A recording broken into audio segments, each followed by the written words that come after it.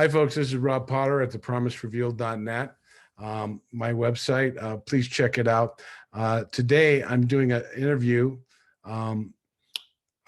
with a wonderful animal intuitive, and I'm actually not sure of her last name, but I've been checking out her website. We've been trying to get together for a month. I've been pretty busy. So I'm going to do a quick share screen here. And welcome to the show, Sabine. Thank you for coming on. Thank you. Hello, everyone. Okay, so here we are. So this is her website. I've already gone to my story, but her homepage it's called Sabine Therapies, TheARPIES.com. And this is about her. I'm going to read this and I'll take you back to the homepage. We're going to go pretty quickly into it, but she is a certified NLP, which is neuro-linguistic programming that helps you. It's a way to healing and understanding how you work and react audio, visually, kinesthetically. And Tony Robbins is a master at it. And so it's a very positive thing. She also is a life coach, RSCI. But the main thing I'm having her on today is I've watched some videos and stuff. She is born and raised in Belgium. She does speak French, and now she's in Abu Dhabi, and she's a natural animal communicator and a gifted intuitive. She's attuned with light language, and she met her galactic and angelic beings, and some of them become her new spiritual guides and are now working together as a team. Her mission is to help men and women in their own awakening process, and it is to change people's consciousness, skyrocket your inner power, and raise your vibration. So what really, she can talk about this as well. I'm going to give her the floor here in a minute, but let me take you back to her homepage here. And here it is. You can book a session, loyalty program. She has quite a bit of stuff. I went into the videos and was looking at her animal connection. So because I really appreciate the people that, these are powers that we can all develop and have. And some people are just naturally gifted with them. So that's the website, SabineTherapies.com. If you like what you hear, this is where I was looking around in here, and the animals gave testimonials too. So she's able to help if there's a problem and something in the foot or something in the environment that's affecting the animal. And I guess you can take it over from here, but I guess you actually, you probably are working, they have a lot of horse racing there that they probably need to know what the hell's going on. Why isn't the horse running so fast? Is that right? That's correct. They have some issue. Yeah. Well, I'll let you take it away. Where would you like to take us down on your journey here? Yeah, let's start from the beginning. I'm living in Dubai now since approximately 10 years. I arrived in 2012. I didn't start directly into that field. I was still in finance before because my background is finance. As funny it seems, but yes, I was in a field that is totally opposite to what I do today.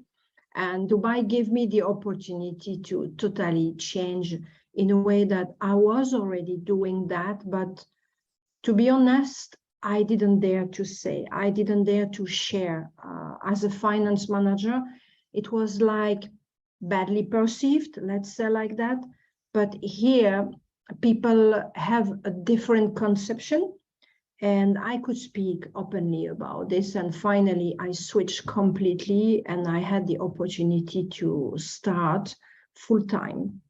And I started with animal first because it's something that I was in love with. I always had a connection with animal on a deep level. I always had the feeling I could speak with them since a little child. And then I started by posting a simple ad for animal healing. And from 1, 2, 3, that's how it started. But later on, I realized within a few months that this was not enough, because often when you have an issue with animal, they have an issue with the people around, because animals are real empaths. They have the capacity to absorb our energy And that's something I discovered day by day.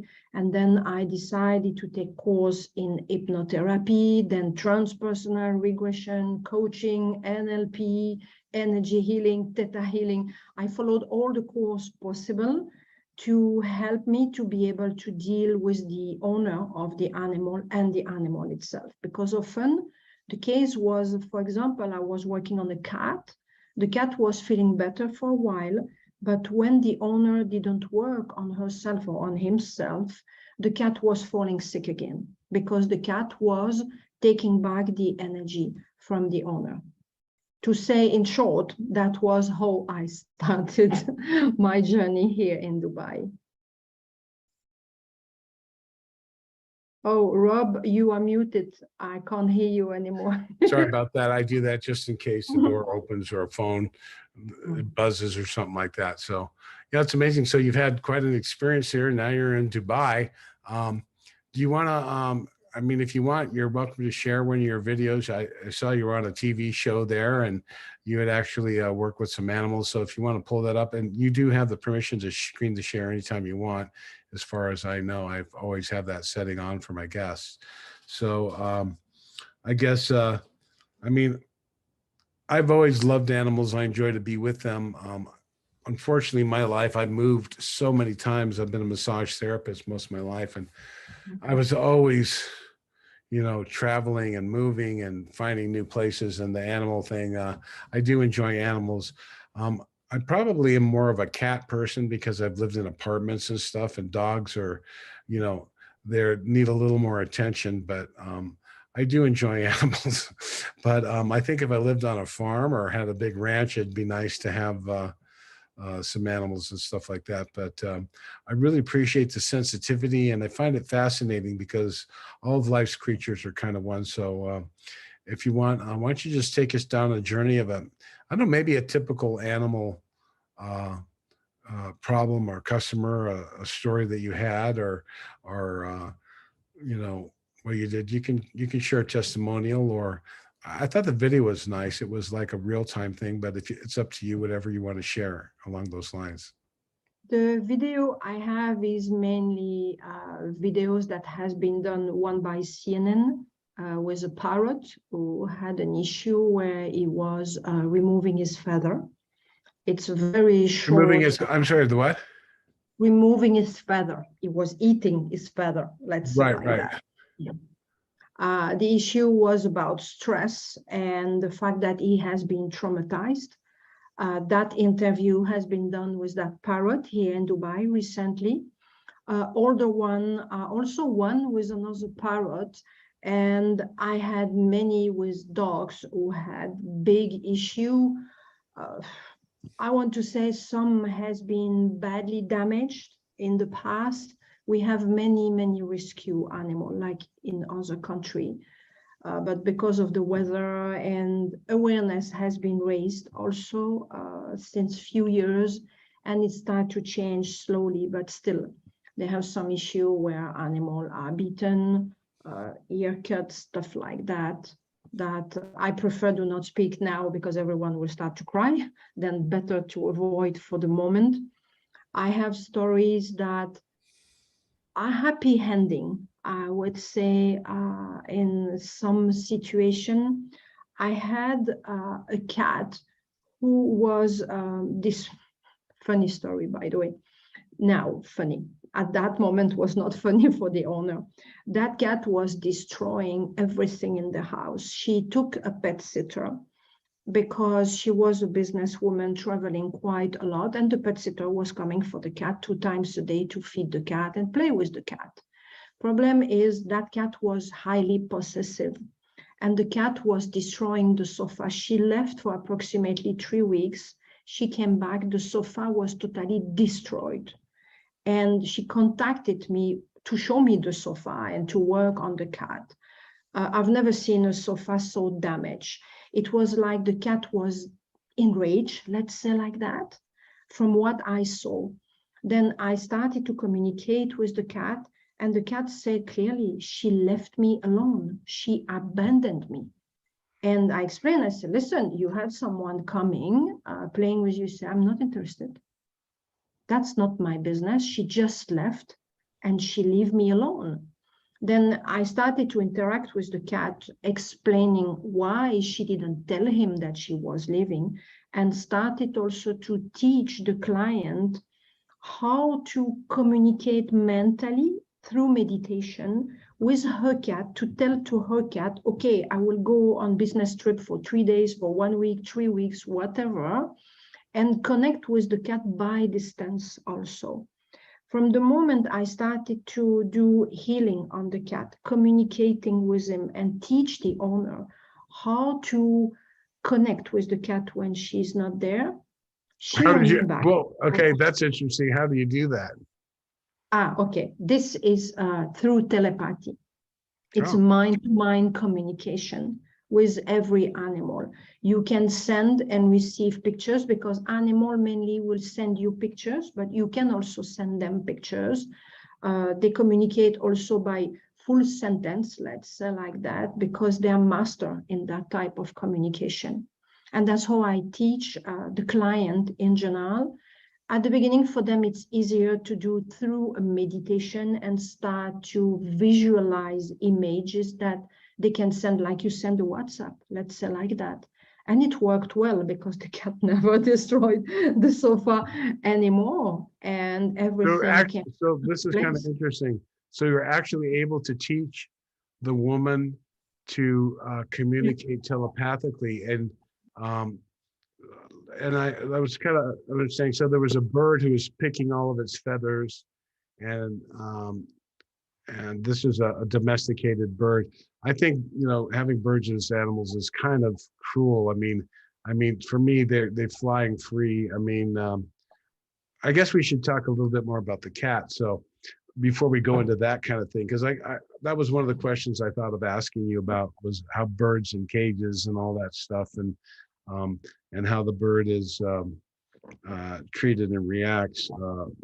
I've seen a lot of unhealthy birds, just like walking back and forth in a cage. It's really, unless you have an aviary and other birds around and I spend time with them. And even that, I know then what you can do, let them go, they get eaten. But let's go back to the cat.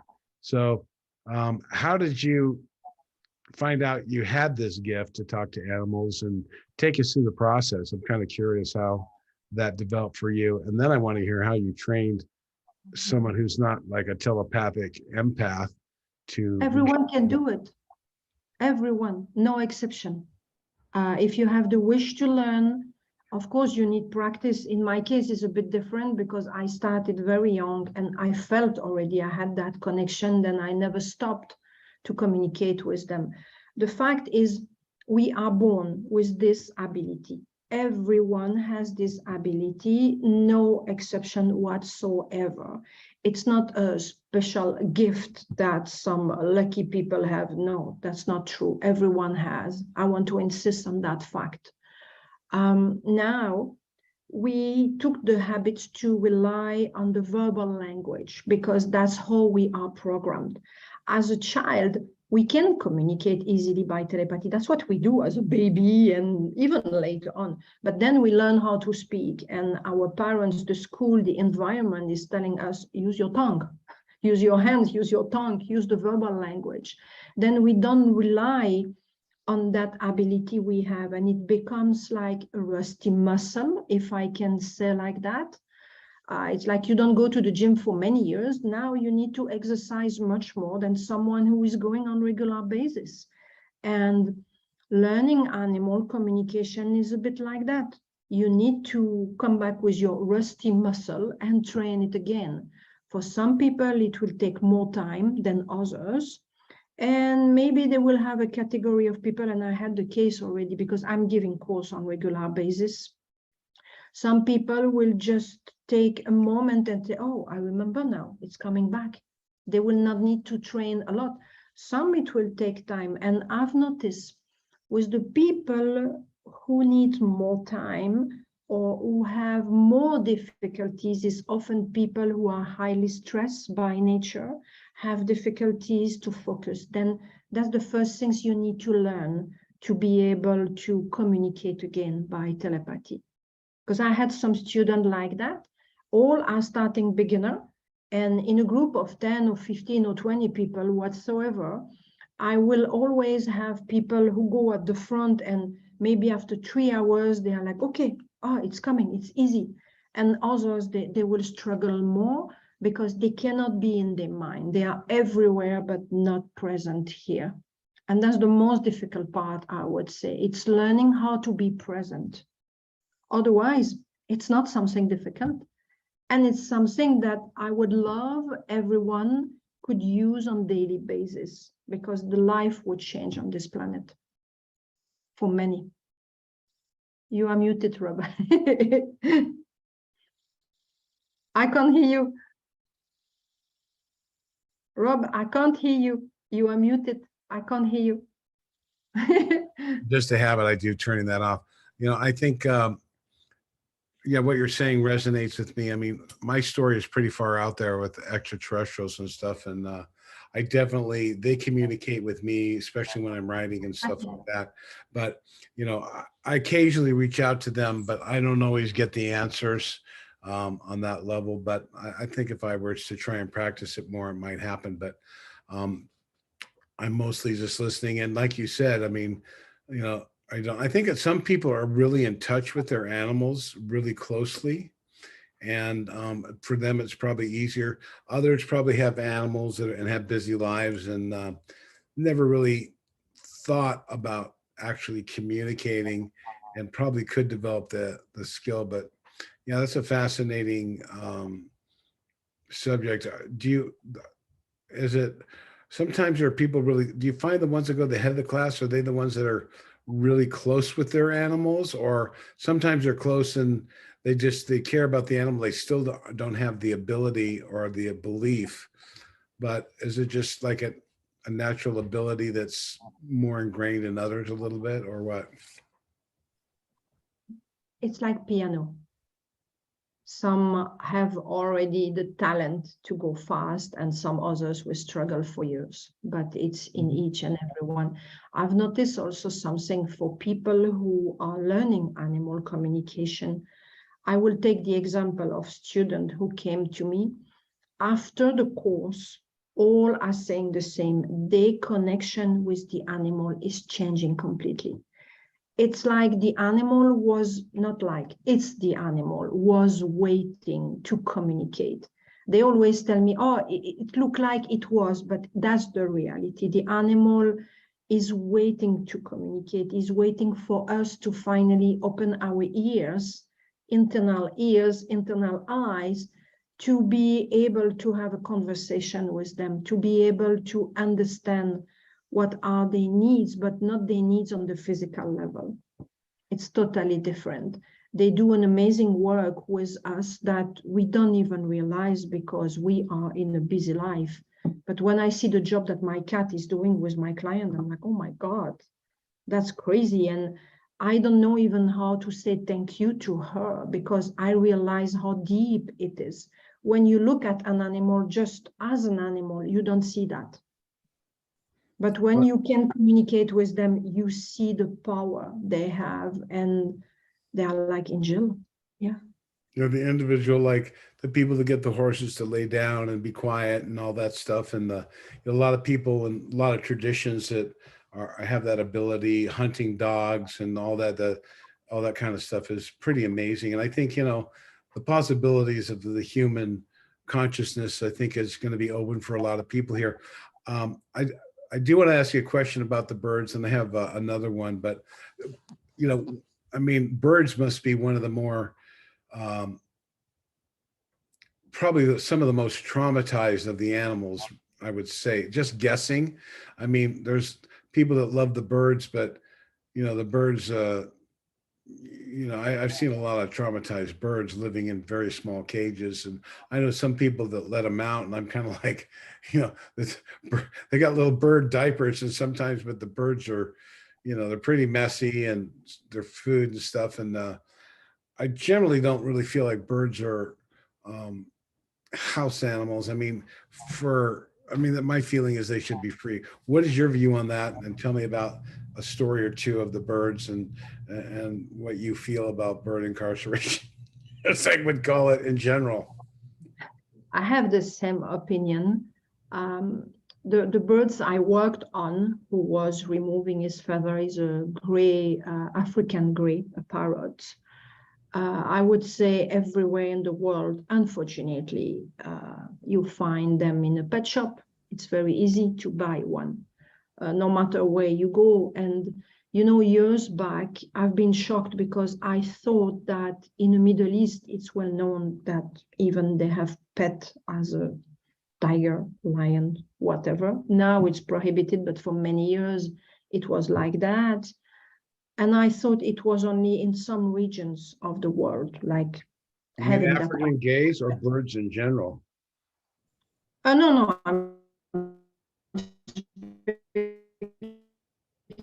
speaking about lions, I'm speaking about tiger and gray and many other parrots also. But I discovered that it's the same for snake. I've been in Belgium, someone called me. I was on holidays there at that moment. And because people knew I'm there, they asked me to go. I've been there myself. I've been shocked. I was communicating with the snake. It was a royal piton, albinos, into a form of terrarium. It's like an aquarium, you know, with a lamp. Okay, but first it's too small. Second, the snake was quite aggressive. That's a situation that it's existing everywhere in the world. And when I asked the owners, listen, they have association here, would be better that you release the animal. Well, as I know, after the owner never did, and I can't do anything, I mean, because I'm here. Right. But when I ask, how do you get that animal? Oh, pet shop. Normal, easy. That's where the problem is. That's where the problem is starting in every country in the world. The source itself, where the animal is coming from. Because if they can buy a snake in a shop, yeah. Yeah, and you buy an aggressive animal like that and keep it in a small cage. I mean, you just might get bit, right? Yeah, even the birds you find in a pet shop, African gray, you go in a pet shop. What do you think about the? Yeah. What do you think about the people with the big cats and all that? It's pretty dangerous territory there.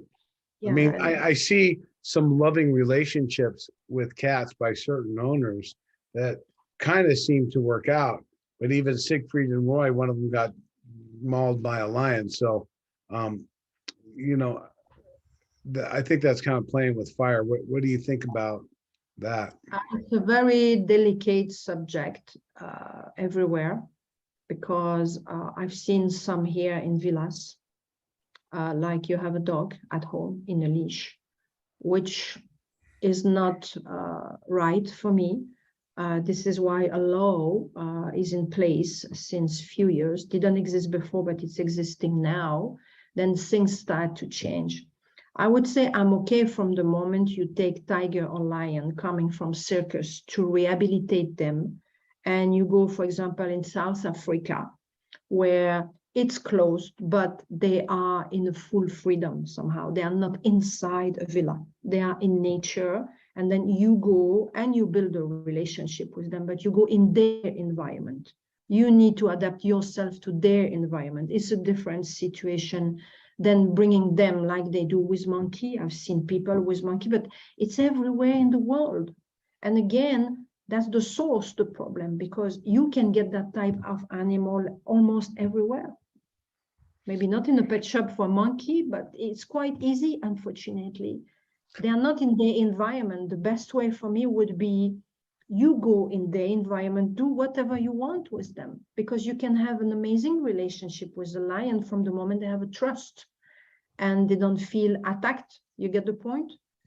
They feel you are their equal. And some people are really talented to go that way. We have seen many videos for young people today, and even older people who were going in their environment. They have been rehabilitated, and it was an amazing relationship. But the opposite side, no, they are not in the environment. You need to keep them in a cage at some point. They cannot be in your sofa. That's not possible. That's not a life. That's not an animal to be a pet. Yeah, I've been to like some aviaries in Singapore and some larger freeform bird things, and I think that's a lot more uh, natural if you're going to keep a bird. I'm kind of curious. So you basically don't believe people should be keeping birds or snakes or lions as pets, right? And for me, no, you need to go in their environment. I rescued a mourning dove last year Or what? because a mourning dove, a dove, but Morning? mourning one, brown one. Yeah, it's the like the wild one. We have a Oh, lot here, and that one fall out of the nest. It was in my garden one morning. I discovered that I never fed a bird in my life. I mean, a chick, a little one, you know.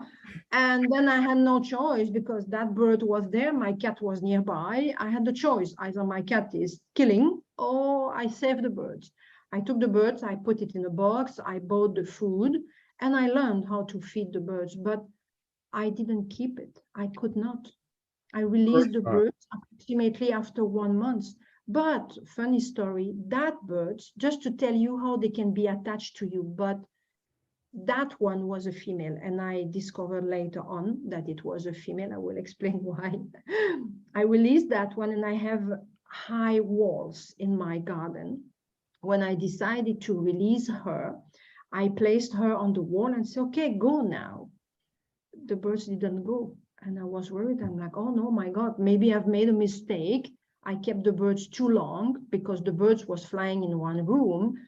And I was waiting until the bird is really big enough, or adult, let's say like that, to go again in the wild.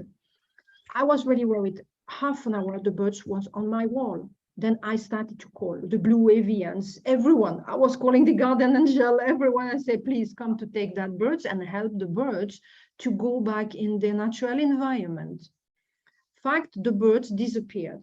And for 3, 4 days, no news.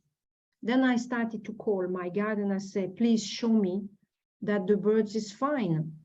The birds came back and was making a funny sound every day on my wall.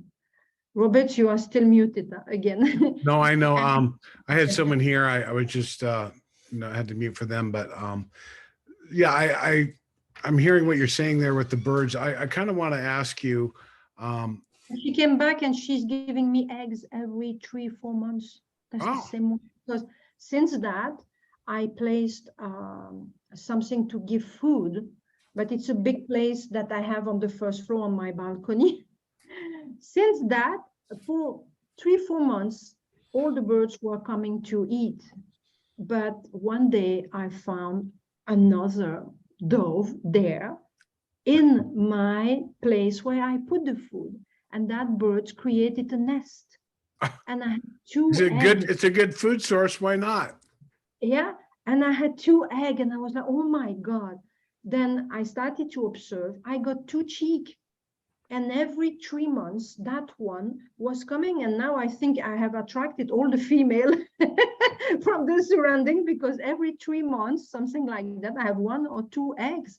That And then I sounds have like little chicks. sounds like Yeah. a good relationship with the birds. I actually learned how to feed the birds myself, but I never actually tried it because I wasn't really comfortable with the style. Did you ever see Ace Ventura: Pet Detective? Sorry, say again. Did you ever see the movie Ace Ventura: Pet Detective? No, no, No, no. you haven't I seen that. watch it. No. Oh, you have to look it up. Ace Ventura: Pet Detective. He had Okay. all these animals. He was an animal whisperer, and so his landlord goes, I think there's some animals in your house. He goes, no. And he'd come in and all the birds, everything would be hiding. And then the guy would look around, he would leave. And then, and then he closed the door and all the animals came out, penguins and everything. And there were birds and he was feeding, it's a comedy. He's pretty big in France, Jim Carrey, and he was feeding the birds and regurgitating into their mouths. I was making a joke. I thought you'd seen that movie, but Uh-huh. um, I have to watch it. Yeah. oh, you have to watch it. He's got three. They're really, really funny. But being an animal whisperer yourself, you might appreciate the humor in that. So I had one other question I wanted to ask you in regards to, so animal, bird, snake, you do believe that some of that is not really thing. So, oh yeah. So what animals, obviously birds, cats, you know, in Egyptian times, the pharaohs and stuff are more psychic, and they were actually a more advanced kind of being, maybe a star being, but they could communicate with all the animals and the dog Yeah, and cats and lions and stuff. But I'm kind of curious, what do you think are the most, of course, we've got dog, cats, horses. What other animals do you think are sufficiently domesticated or have the temperament to be closely bred animals? Human to monkeys. interact on a regular basis, to have as pets. You know, I interact quite a lot with a monkey, a baboon mainly, Monkeys, okay. who was in a rescue center here in Dubai, and we had a problem with two female, and that baboon was not accepting the second one. It was a big cage, I would say bigger than my living room in that rescue center. And I communicated with that baboon. And I remember he was in his big cage. They had a tree inside the cage and everything. And I placed my hand like that. And the person who is taking care of him said, "Don't do this. He's very aggressive." But I felt I can. He was not showing any sign of aggressivity, and I didn't feel anything. I placed my hand and he was doing this. On the cage? Yeah, he was in the cage, and through the cage, he was removing. I had nothing, I mean, but that's what they do on them, you know, they in their fur, they remove the flies and everything that they have. And she looked at me and she said, "I don't know what you did, but in general, he's very aggressive. He never did that with anyone." And I explained to her, I said, "I felt it. And also I sent him my thoughts saying, listen, I'm not here to do It was a anything bad. guy. Help." It was a male, yeah. It It was a was a male. male. He didn't like the female. I He would didn't think accept one female. He had already one female, and we placed another one in the same big cage. They had enough space, by the way. It was big, but he didn't accept her, and he was attacking her constantly. And this is why I've been called to help in this way. how did you resolve that situation? Were you able to get him to mellow out, or to, I or they worked had on to? him in two different ways. First, I had a conversation telling him how the new female was feeling. He knew somehow, but he didn't want to see, because it's like cat with territory, and he had already his life. It's disturbing, you know. His cage finally became like a big environment for him. Anyway, long story short, I explained to him how the female was before coming. I showed him the pictures that I was receiving from her, which he didn't want to see at the beginning, because he was blocked. It's like a cat who doesn't want to accept another cat because they have territory issue or possessivity towards the owner. This can happen too. Then I started to do energy healing on that monkey. He started to calm down. The person called me back and said, "Sabine, since a week, he's accepting her. And now everything is fine. I never had to go back." Because he accepted her after that. And You know, happened? energy healing on animal is amazing also. It can change tremendously the situation. I've seen that with many, many cats who cannot accept a new one in the surrounding. And what about the animal? What had happened to her? The animal was abused in a domestic situation, or what happened to why was that female put in there? The female has been brought there because it's a rescue center, and it's like lions and tiger. It was an animal who was in a house before. It was domesticated previous, but wasn't treated correctly. Yeah, exactly. But you think they can be you think monkeys, certain monkeys, or a lot of different, I mean, you probably haven't had that much experience with a lot of monkeys, but because there are a rare pet, but I guess you feel that some of them, if they have the right environment and loving family, they can get along. Yes, because monkey are a bit different. I mean, they're very close to human in general, but again, animals are not made, especially that one, the monkey, they are not made to be in your sofa. They must be in a tree. They must be in a tree. That's their environment. Right. Everyone has his place. Yeah, Humans are not living in the middle of the jungle with lion because we can't. You get the point?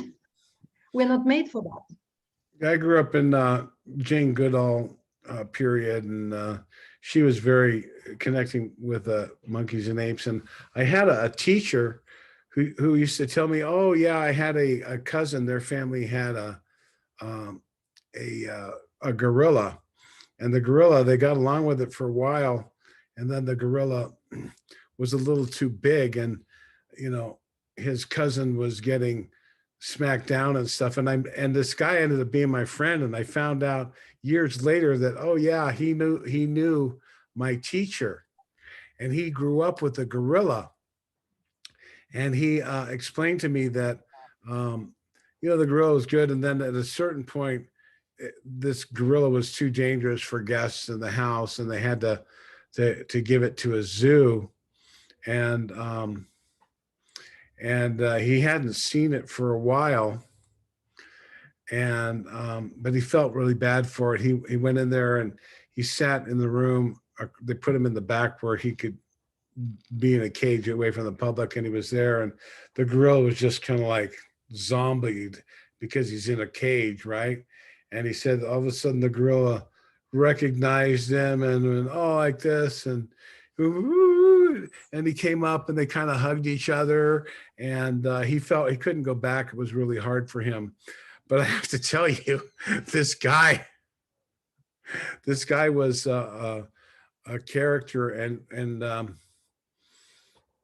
he did this gorilla stare whenever he was like, did something. It was like a little, it was, and I didn't realize it till later, but I remember this guy, he would look at you like a gorilla, and he would like strike a little more terror in you when he wanted something, or he would disagree or wanted something. And I was kind of like, I didn't really understand. I always thought, dude, you're a little over the top with your aggressive reaction. But he had spent years, I think the gorilla was like 11 or 12 before it became really dangerous. He said he'd be running along and the gorilla would just come up and just like push him down to be fun, and sometimes he'd get rolling, sometimes he'd just go smack and hurt an arm or sprain a leg or something, and it became that they had to give him away. But I think his name was Coco. I think he was pretty famous. I forget, but that's an interesting story. I find this domestication of animals and you're being able to talk to them. So can you give me any other animals? And monkeys, you still don't really feel they should be. I mean, are there any other animals that you that you think or you've experienced seem to harmonize well with humans, other than maybe dogs, cats, and horses?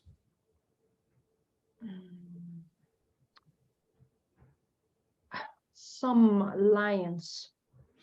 Some lions, right? Mm-hmm.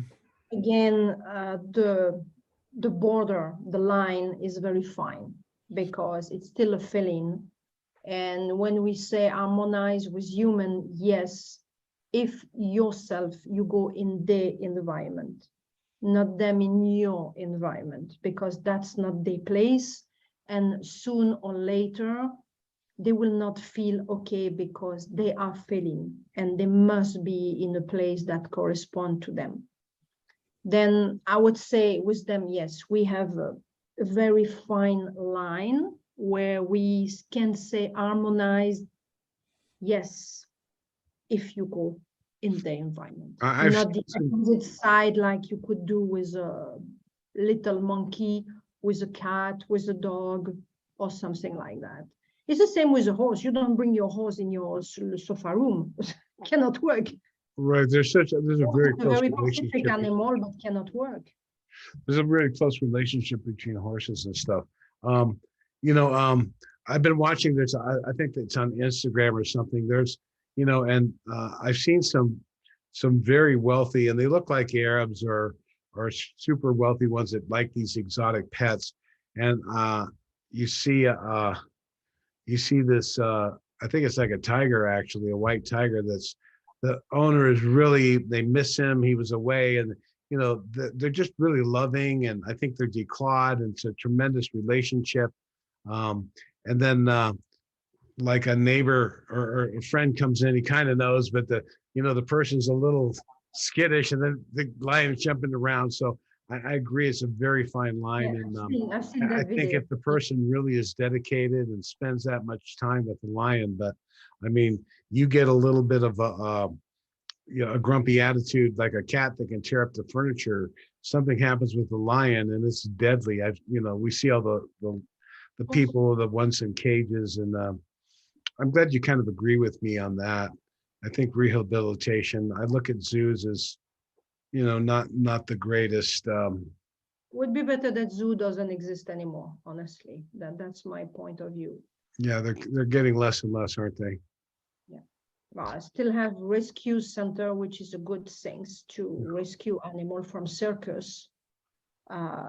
This is a big, I would say, no for circus, and it's good that the law changed also, and they have less circus in the world. I remember when I was a child, my mom was taking me to the circus because they didn't have the awareness at that moment. But always I was feeling bad when I saw the elephant. They had also some, we say dromadaire in French, it's like a camel, but not with one, it's two. I don't remember the name in English anyway, I have only in Humps, French. two humps. Yeah, correct. And I was Water there storage. speaking to them as a child because they were in a cage when the circus is not open before they start the show. They are there and you can go to see them. Either it's an elephant or whatever, or even monkey. And my heart was like, no, seeing them in a cage for me was the worst. And yes, I've been to circus because I was a child and I saw this. My mom was bringing me there, but I never felt at ease. I never felt at ease. And I remember I brought my daughter in one circus where they didn't have animal at that time. Hmm. She Yeah, never understood at that moment because she was telling me, Mom, why they don't have animal, etc. I explained to her later on. And when I could avoid, I was avoiding to go to circus with my daughter. It was not a boycott. It was because I didn't feel comfortable. And for me, that was not the place for animal. And I'm happy that it doesn't exist anymore. That many lion has been rescued and placed into Africa where they belong. yeah. And I you have don't. it. I used to see the circus in Florida. We go down to the Barnum and Bailey Circus, and I, I thought it interesting for a little bit, but generally speaking, I don't. I got into the zoo a couple times, and I didn't feel. I felt it was kind of sad, the whole thing for me. It was just wasn't. I mean, it was interesting to kind of look at it, but I really had an empathy of. It doesn't really feel right. And especially birds. I have friends who have birds. I have a friend who opens up his house, a bird flies around and has a bird diaper, and it's kind of a mess. But, you know, um, and some of the birds I saw were pretty well adapted um, with good owners. I have a friend who had African gray and something else, and he was very close to his pet, and his wife gave it a lot of attention, and it started plucking its feathers because it was neglected, and he was trying to get her to spend more time with it. But that was kind of sad. But um, he had it out and taking it out, and the bird would talk, and he kind of had run of the house with the diaper. I mean, African gay's pretty clean, and they'd clip the wings so he couldn't get too far. But they'd close all the doors, and he kind of flew around, would sit on his shoulder, and he was doing stuff while they were cooking, and he would feed it. And he was kind of weird. He kind of opened, the bird was cleaning his teeth. I go, dude, I go, I don't think the bird should be cleaning your teeth. He actually had a radio program, a podcast, and the bird's like, I was like, come on. I mean, there's bird love and there's, I don't know, bird dentist wasn't really, I have to say, I laugh. Maybe you could tell us some stories. I'd like to hear maybe a story or two about the horses, where you had a unruly horse and became a winner, and those, they make a lot of money. Did like a sheet go, oh my God, and give you like a year contract to talk the horses and keep it stable, bringing in the gold? I know that a lot of times for them, it's not about money. It's about bragging rights and having the best horse. And there's a lot of ego involved with, the horse racing and stuff with it, because you got to have it's a huge expense, and very rarely do they actually make money, but sometimes they do. Tell me some stories about some of your favorite stories about horses, and it doesn't have to be like a rich person, but maybe Yeah. some other ones. I didn't have cases with a horse racing like you mentioned, but I had a case with a falcon who was participating in a racing.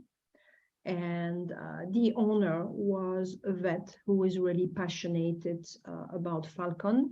And in general, he's taking falcon from the owner when they don't want him anymore. He has few that is taking care for him, and he's doing racing with them. And I worked on a female falcon. And that was the first time in my life that I have done light language with a falcon.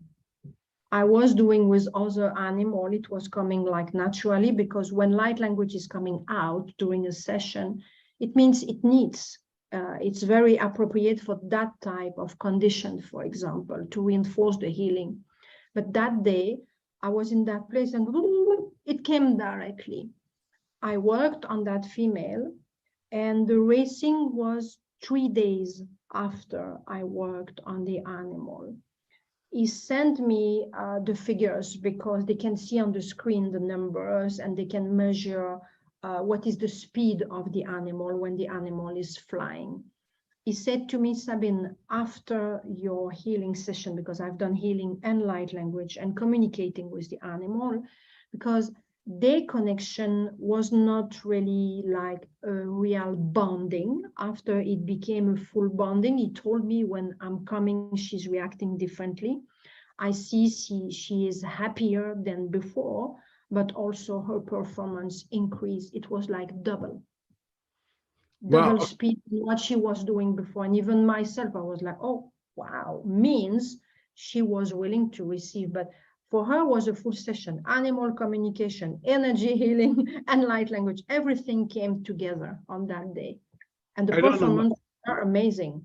I don't know much about falcons, but We have a lot here. I have Racing seen is a lot of, yeah. I've seen a lot of. They had them come to the school and do some stuff where they fly over the head and they think. Now I'm kind of curious about the racing. I know they have them. I think in Russia too, and some of the horses and stuff, and like I'm trying to think like maybe Afghanistan or the Kurdistan or something like that. But I'm kind of curious, the horse racing or the falcon racing, do they go up on like a hill and have a bird there? They have really good eyes, and then the owner stands there next to each other on the fist, and the bird races to get the food. How do you race a falcon? Okay, as I know from that vet, you feed them, and that's not for sensitive people.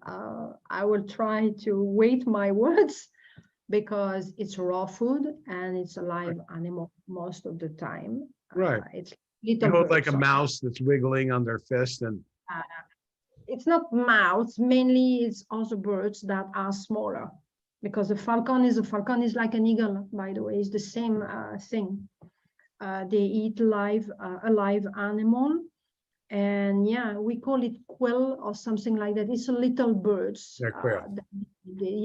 They give to them before the racing, and they must be alive. That's how they raise them, because when the quill is there. It's like a rewards for them. They give that before the racing, but few amount only, not a full one. And it's after the racing, they give this as a rewards. I don't know in detail because he is the specialist in that, but I assisted to few moments where he was explaining to me and showing me when he goes to take them, because they have a protection for sure to put the Right. falcon there. But in general, they have a very close relationship with them. The animal knows when they can go. It's something that they learn very young, and that vet learned that very young. It was a passion for him. Before even he became a vet, he was already very attracted to the falcon. Before he came in Dubai, he is not a national. Before, he was already in love with that type of animal, and he was already working with them. And he said to me, this has been passed from his grandfather, who was already doing the same. And that's how he learned before becoming a vet. And I think that initiated the passion, because he's a falcon vet. He's not a cat or dog vet. Okay, so they measure them individually from one place to another. Does the owner release them, or the owner gives them to someone else? They take the eyes off, and then the owner's down below, and they put another bird in the same location and see who gets there faster. They don't race against each other, right? It's like from one point. No, not against each other's. No. Right, They it's have one point to one birds in the point. direction, and they follow, because that's the rewards. Yeah. Right, interesting. Okay, so falcons, I guess for people of passion, that's and I've seen eagles too, and where the eagle seems to really have affection for the animals too, although generally speaking, those are big birds and they like to be out. I mean, and I guess they would use that for hunting purposes. The animal would bring back animals for the tribe or whatever and stuff like that. So interesting. So falcons can be a good symbiotic relationship on a limited basis, right? For birds. Yeah. Okay. Any other like fun stories with animals that, I mean, the cat was tearing it up, and what did the cat tell you? She left, and then the owner goes, yeah, of course I leave. And he's like, well, the cat's really upset. And with cat, you can have very interesting conversation, but I would like to give you a case I had with a horse that it was ongoing for years and years. That horse was a horse racing, okay, and rescued again and given to my client. My client took the horse. At the beginning, everything is fine, and then they discovered that that horse has a navicular disease. When a horse, navicular disease, that's the foot, they have a problem into the articulation. Most of the time they cannot do surgery. This is why they're removed from the racing most of the time. And that one tried her best. She went to different clinics, and every clinic, no exception, wanted to put the animal on sleep, because we cannot heal that. She decided to not give up, and finally she found me. The first session I had with the horse, when I met him, it was a stallion, castrated, but a stallion. The horse couldn't walk. Nobody on him. And when the horse was moving, was only inside the box, not more. I did my first session. I came back 1 week after. The horse could move a bit, but like that. I've been every week for 1 month doing only energy healing and communicating with the horse. The horse was also depressed because, of course, he couldn't walk, was blocked into his box. And then after 1 month, she could take the horse outside and make him walk around in the stable with nobody on him. What did you do? Did you just talk to the horse, or was there only talking and energy healing? That's it. Interesting. And so the horse was able to finally walk. It didn't fully recover. It sounds like it's kind of a physical No, thing. no, he recovered and he started to jump, Oh, not high, something like that. She changed from one stable to another because the horse was not happy where he was. Then I advised to move. She found another place. She went into another stable where the horse changed completely. You could see that the horse was happier. And at that moment, the horse started to jump. That was not a horse jumping, but because of his condition, her daughter wanted to play with him. Just this, not higher than that, but that was like a miracle for that mhm. horse who couldn't walk with nobody on his back. Finally, he took the daughter, who was a teenager, quite lightweight, and then he started to jump. Yeah. That's okay. That's a fun one. How about any other particular story? Do you ever work with like sea lions or like any aquatic animals? That's kind of nice No, that they live in the ocean. The humans can't really, unless they're in here a, we have it for aquarium, and I've never been. yeah. We have few aquarium, especially dolphin. Yeah, Yeah. yeah. Mhm. So any other fun animal stories or that might be A cat, a cat who was, let's say, I called her the psychic cat. It's a very funny story. In a way that that cat is a regular client, let's say like that. Every 4 or 5 months, my clients are taking a session for that female cat just to realign her because she's a very taking, let's say like that, a cat. They had a baby, their life changed a lot. They moved from one place to another one. It's stressful. They had a baby. After the baby, they had the family coming, but the father-in-law had high blood pressure and trouble with his heart, which I didn't know because I've never seen that man. I'm telling you the big pictures for the moment. And then I'm entering in conversation with the cat. It was an online session. And I'm asking the client, say, what is going on with the cat? She said she needs to be realigned because I feel her a bit nervous all over the place, etc. Okay, I start the session. In the middle of the session, the cat sent me detail about a man who came in the house with that condition, that condition, that condition, that condition. And I asked my client, say, listen, she's speaking about a man who has a high blood pressure, and I'm just repeating what your cat is telling me. And she said, yes, this is my father-in-law. He came and he had trouble, and she started to explain the situation. The cat was giving me detail about each and everything oh, about so that man. the cat was a psychic healer. Exactly, but every cat is a healer. Every dog can see what is going on inside our body. If we have a disease, the animals see it. It's normal. They are like a scanner at the hospital. They I know it. actually, I actually heard there's a dog that can detect cancer. One Yeah, particular, of course, they can. Yeah, yeah. he would like They, signal cancer to, they were using to diagnose hard cases. That's pretty amazing stuff there. yeah, they Um, can. And it's pretty easy for them. It's a natural ability.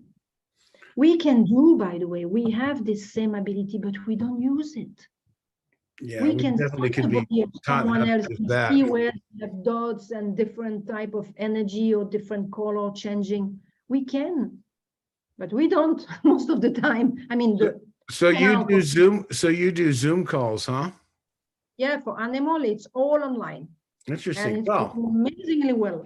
I'm going to ask any of my followers if they have a session with Sabine to do it and get back to me. It'd be kind of interesting to hear about anyone who uses that. Um, let me pull up your site again. Is there anything else you'd like to? Where is that here? Is that it? Let me see here. No. Where is it here? Yeah. Is there anything else you'd like to? Uh, I really was interested in the animal communication. Anything else you'd like to to talk about? We have a few more minutes here. Yeah. You know, when I'm working with animal, like when I'm working with human, since approximately 2020, it's when I started with light language mainly. And it's also the moment when I started to attract new guides to work with me, including with animal, because before 2020, I was just doing animal communication and energy healing on animal. Now I do light language on animal, and I've noticed the result are much, much, much better when I combine all together, animal communication, energy healing, and light language on the animal when it needs. It depends again the condition. I want to say also that I'm trying to find the right words just to say that animal are not just animal. I want to insist on that, because when I look at my cat, yes, she is in the body of a cat, but I had amazing conversation with her, situation with her, where I'm like, oh my God, I have the feeling somehow that it's a monk inside. It's not, but I mean, A monk, yeah. a monk. When I'm speaking with her, sometimes I was like, wow. And the power of that one is really amazing. But also, I started to get much more awareness about this from the moment I met Blue Avian in person. When I started to meet also my first healing session, and that's how I discovered the Liran, was a woman. My client was on a massage table, and I was turning around, doing my energy healing like usual. And with my eyes open that day, I've been shocked, because the first time it's like, wow, what is going on? Then you take the habits, you know. It was a woman with long hair, and the ear was a cat. She had very long hands, human hands, but she had the tail of a cat. And for me, it was really shocking the first time, because I didn't have the habit to see that type of being. But since I met them, I started to connect with my cat on a different level. I was already connected, and I was already communicating with her. But my perception, even me, I have to say, I'm not perfect. My perception as a human who has been programmed with stupidity stuff, let's say like that. A human who has been what? Programmed, like Programmed. Yeah, everyone. okay. I'm like everyone. Have been programmed. My education, with my background and everything. Even I was communicating with my cat, I was still limited, let's say like that. And since I met them, it started to open my mind much more. Today, I look at my cat in a different way, and I have different type of conversation, because I'm capable to open myself much more than before. Mm-hmm. Let's say because of the programming I had before I met them, I had some limitation. Now I can go much deeper than that. Only the sky is the limit, let's say like that today.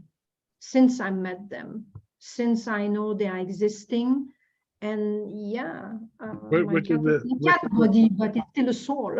Yeah, did the Blue Avians, let me see here. I'm going to show you an image here. I just did a show with a guy, and a friend of mine. That is the one with the eagle head, Ra.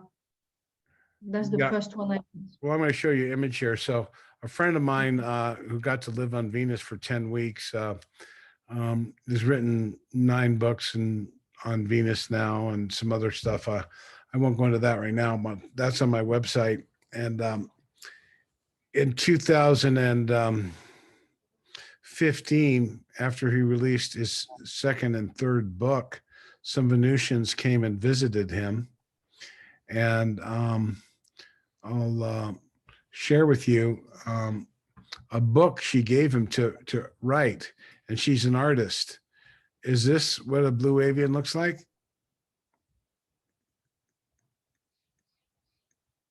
Yes, but they are all different, you know.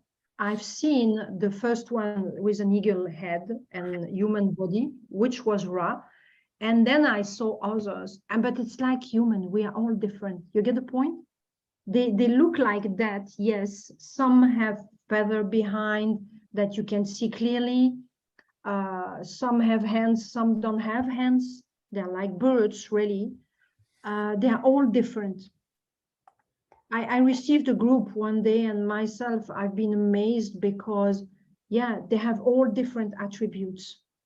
This is a council meeting on a space platform above a cloaked moon on Venus called Neath back in 1957. And these are some local Federation members that may have been in a higher dimension. I don't know. But so that's a blue avian. You've heard of Corey Good, right? Heard of what? Corey Good. Yes. So yeah, he spoke at one of my conferences. I know about him, and so he was used by the Blue Avians, some other beings to deliver some messages because he's kind of an empath. But he was kind of used like a microphone because they speak in they speak differently. So they do in that meeting they do have translators in different atmospheres. So it's kind of interesting that you talk about the Blue Avians and what was the Blue Avian communication and how did it come about? The first time I had a telepathic communication, I was with a group online doing meditation. And during that meditation in a group, Ra manifested to me and gave me a message that I passed to the group. I don't remember the exact words. I will not lie because it's a while. It was telling us that people will be like chicken without head, headless chicken at some point. And that's what was happening maybe 1 year after with the COVID situation. Yeah. And he was going to give a message about this, saying that we really need to come together. That was the message, come together, because people will be like headless chicken. They will get lost. And it will be like in a time of war. And he was showing me people running in many directions, not knowing what to do, who they are anymore, which happened after. And he said, you need to stay focused. And he was speaking to me and say, you need to develop yourself much more. What you do is not enough. You need to go much deeper in it. And he was speaking also for the group of people that we were working together, saying it's very important now. It's like not an emergency, but he was saying time is short. You need really to embrace that and come together and do something to help that people. Otherwise, it will be a full chaos. That was the first message. And he said after that, stop to kill insect. And I was like, what? Stop to what? Stop to kill insect. Because yes, I was still killing flies and spider and stuff like that, They said, stop killing them. You're depleting our food supply. No, I'm kidding. No, seriously, he said. No, like I that. know. I mean, we kill a lot of animals. Yeah, eventually we're going to reach vegetarian at some point here as humankind gets to changing, but can't force it. It's too difficult right now and things like that. But the body is still, yeah. Yeah, I think that's pretty accurate. Well, thank you so much, folks. So I'm going to show you one more time. I think I have it up here. I'm going to show you her website. It's Sabine Therapies. And what's your last name, Sabine? Poncelet, Poncelet, Sabine Poncelet. Right. So I got the very Frenchy name. Very French. So this is the website here called Sabine Therapies. Oops, maybe I'm not sharing it. Let me share that. There it is. So that's a website. I was just looking at this here. So she's got a lot of different stuff there. I check out her information. So thank you so much for coming on, Sabine. And I look forward to hearing from anyone if you want to contact her through her website. You have a success story with some animal problem, I'd love to hear about it. Thank you very much for coming on, and we'll talk to you again soon. So I'm going to Thank you for sign receiving off me. now. My website, thepromiserevealed.net, folks, please check it out.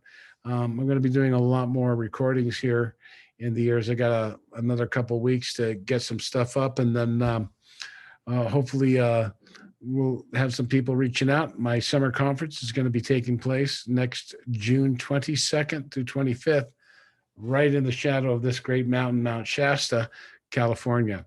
So thank you so much, Sabine, and we'll see you soon. Thank you so much. You're welcome, and thank you for receiving me. Bye-bye. Thank All you. right, ciao.